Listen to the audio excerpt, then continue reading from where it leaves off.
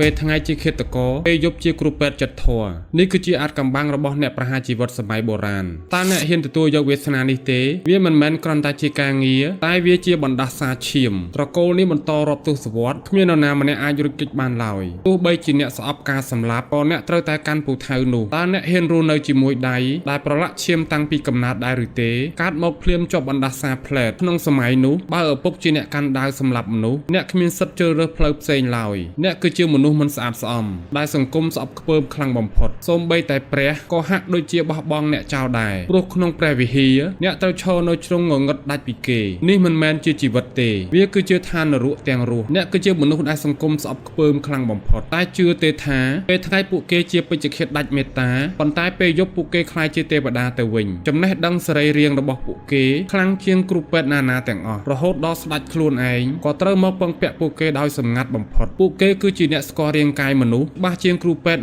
ណាទាំងអស់ប៉ុន្តែចំណេះដឹងនេះគឺជាបណ្ដាសាដ៏សាហាវតម្លៃដែលពួកគេត្រូវបង់គឺជាការរស់នៅដូចជាខ្មោចក្នុងសង្គមដាច់ដោយឡែកនិងឯកាសូម្បីតែរឿងស្នេហាក៏ជាវត្ថុហាមឃាត់សម្រាប់ពួកគេដែរដោយមិនត្រូវបានអនុញ្ញាតឲ្យរៀបការជាមួយស្ត្រីធម្មតាជាដាច់ខាតមួយពូថៅកំណត់វាសនាពួកគេមានឱកាសតែម្ដងគត់កាប់មិនដាច់ខ្លួនឯងនឹងក្លាយជាសាកសពជំនួសវិញនេះជាច្បាប់មរណៈដែលគ្មានការលើកលែងគ្រាន់តែផ្លត់ស្នៀតតែមួយប្រព្រិចភ្នែកធ្វើឲ្យតនដិតឈឺចាប់មិនព្រមស្លាប់វងមនុស្សនឹងប្រែជាកាយសាហាវដោយបិសាចពួកគេនឹងមិនទុកឲ្យអ្នករស់ទេគឺព្រួតគ្នាគប់ដុំថ្មសម្រាប់អ្នកភ្លាមនៅនឹងកន្លែងតែម្ដងដំណក់ឈាមនេះបន្តវងតកោរាប់រយឆ្នាំគ្រាន់តែអ្នកចាប់កំណើតភ្លាមពូថៅមរណៈរងចាំអ្នករួចស្រេចបាត់ទៅហើយទោះបីអ្នកស្អប់ការសម្លាប់យ៉ាងណាក៏ដោយក៏អ្នកគ្មានសិទ្ធិបដិសេធដែរសំណួរសួរថាតើអ្នកហ៊ានទទួលយកវាសនាជាពេជ្ជឃាតទេដែលត្រូវរស់នៅជាមួយក្លិនឈាមជាប់ដៃអស់មួយជីវិតកុំភ្លេចខមមិននៅខាងក្រោម